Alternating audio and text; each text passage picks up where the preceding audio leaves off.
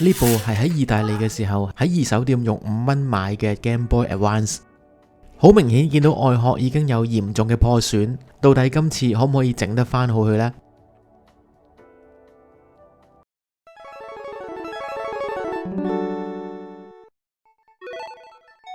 ？Hello， 大家好，歡迎收睇改機 L， 我係軒叔。我哋每星期都會出片講一啲舊遊戲以及改機嘅資訊。如果你對呢啲知識有興趣嘅話，歡迎訂閱我哋嘅 channel， 撳埋隔離個鐘仔，咁一有新片就會即時通知你噶啦。咁啊，拆開去睇睇先啦。見到十字掣，唔知點解會有一笪嘢溶咗啦，會唔會係一啲天氣太熱嘅問題呢？另外一邊咧都有類似嘅情況，好似俾一啲酸性液體腐蝕咗咁樣，中間嗰張貼紙有啲燒焦過嘅痕跡，而兩粒嘅 A、B 掣就已經唔見咗啦。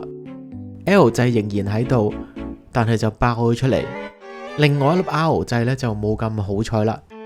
而個 mon OK 嘅，後邊嘅電池金屬片都唔見咗。到底今次我哋可唔可以整得翻呢部機呢？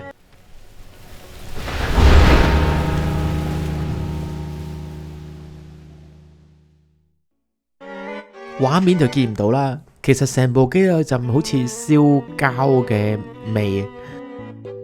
拆開入邊再睇睇先啦。哇！成粒螺絲柱跌咗出嚟，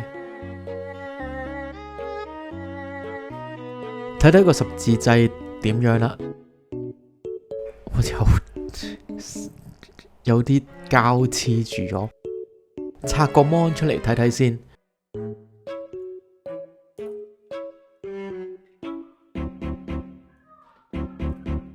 左右用少少陰力扭一扭呢，就好容易拆到個 mon 出嚟噶啦。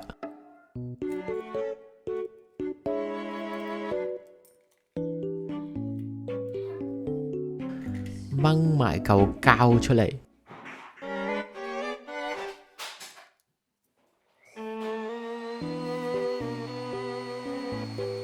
熒幕嘅真身有一半黑咗。呢個情況同我之前拍片嗰個皮蛋嗰個情況唔同。呢個係一個液晶體嘅漏液問題，應該都冇得救噶啦。但係都照樣戒個偏光膜，睇睇裏邊係點先。用戒刀戒開咗之後，就好容易撕開出嚟噶啦。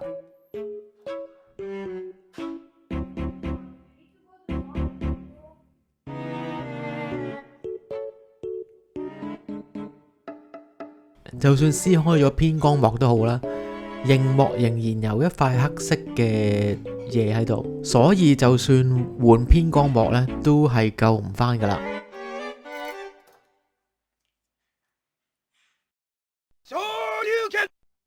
睇翻塊底板先，呢個電池金屬片嘅位置呢都拗咗。我試下用手指輕輕咁樣校翻正佢先，都有啲驚整斷。底板上邊有啲黐粒粒嘅膠，所以就清潔咗佢先啦。我就會用消毒酒精去清潔嘅。喺藥房度買到嘅99% 酒精就 OK 噶啦。正常嚟講，香港嘅藥房都可以買到嘅。測試下塊底板着唔着先。其實我真係冇咩期望嘅，不過睇下佢情況係點樣啦。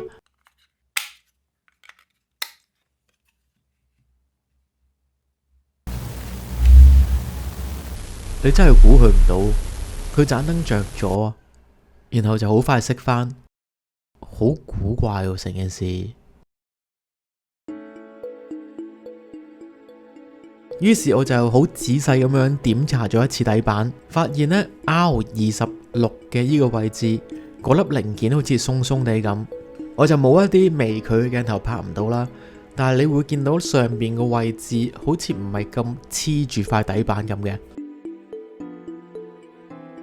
今次我就會用呢個焊漿去補翻呢個焊接，大致上呢，佢就係一啲石線同埋助焊劑嘅混合物。焊接細嘅零件就方便好多啦。我買咗一支咧，聲稱就係無鉛嘅，可能就健康啲啦。講笑講笑，應該屋企咧用就會好少少，冇咁毒嘅。同埋我仲買咗支新嘅透明辣雞，呢支就係一個 digital 嘅顯示，都係第一次用啦，好似好方便咁。溫度我就會用300度去焊接，今次係第一次焊接啲咁細嘅零件啦，都唔知有冇做錯嘅。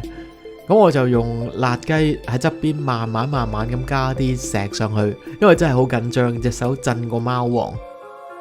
最後用酒精抹翻乾淨，成件事咧好似好翻好多咁。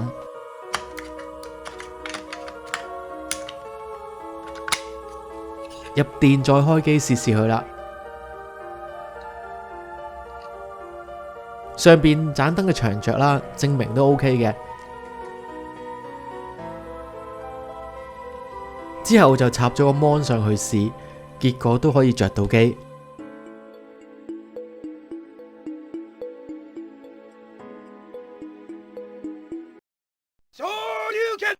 今次就買咗一啲零件去改裝呢部機，個舊殼都幾難用得翻，所以就互換一個全新嘅超任殼。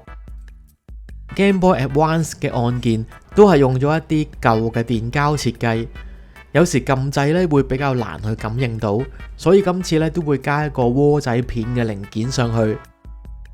聲音方面就會加一個擴音器嘅組件，畫面就會換一個 V5 嘅全貼合屏，熒幕同埋驅動板都會一體化。首先就安裝鍋仔片先，有4個位置需要焊接，側邊嗰2個係用嚟固定零件。中間嘅2點先係連接底板，我就會焊接上邊嘅1個點去固定塊底板，之後就會焊接翻中間嘅位置，最後再用酒精清潔。另一邊都係一樣，落少少焊石，之後焊實佢，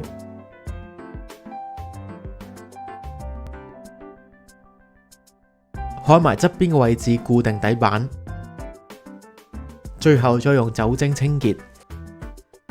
聲音嘅擴音器都係差唔多，右手邊有3個點需要固定底板，而左手邊有2點就係聲音嘅連接。之後揾1個點做固定，然後再做焊接。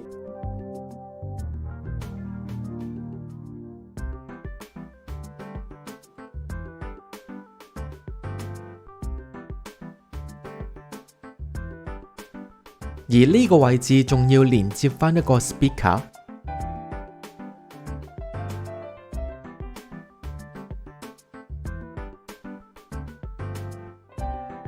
今次就用石漿啦，其實我都覺得幾好用啊。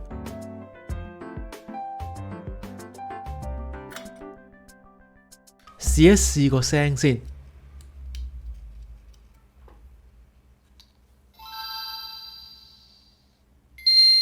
有聲正常 OK 嘅。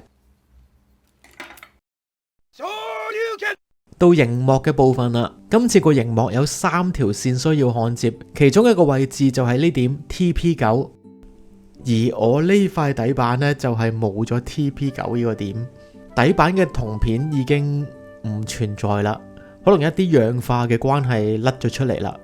上網時都會睇到一啲維修，係塊底板嘅銅片已經氧化或者係甩咗出嚟，然後要刮翻其他嘅部分去做維修。估唔到今次終於有機會自己試下啦，刮咗一陣啦，咁好似都有啲起色咁樣，見到有少少銅片露咗出嚟，雖然好細點，但係應該都夠焊接嘅。因為我又唔記得撳錄影，所以就 miss 咗焊接嘅過程啦。我都有諗過會唔會焊多次然後補拍，但係我諗我焊唔翻噶啦。之後仲有3個點需要連接翻去熒幕，分別係 L、R 同埋 SEL。啱啱 TP9 焊接嘅嗰條線就會連去 L 嘅，而仲有2點 TP2 就會連去 SEL，TP8 就會連接翻去 R。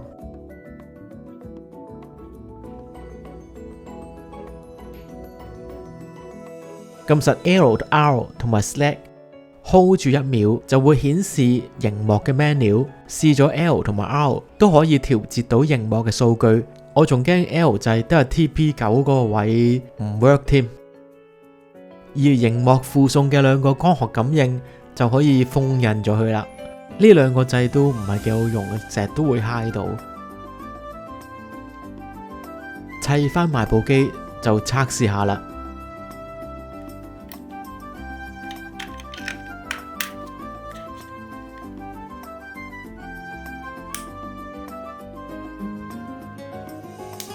結果佢竟然唔着。咁拆開翻啦，就用萬用錶睇睇啦。首先 check 下粒 fuse 先，結果係冇讀數嘅，又係咁樣。超任嗰次又係，但我就冇遇到一粒全新嘅 fuse，所以今條片就拍唔到啦。呢幾日我就會出深水埗買 fuse，繼續完成呢條片。部機就暫時封印咗佢先啦，下次再繼續。始終都係20幾、30幾年前嘅 product， 真係冇計啊！想支持呢個 channel 繼續運作，可以 pay me 或者俾 super fans 課金支持嘅。如果唔想課金，都可以俾個 like 或者留言講聲加油。今日呢條片係咁多啦，下條片再見，拜拜。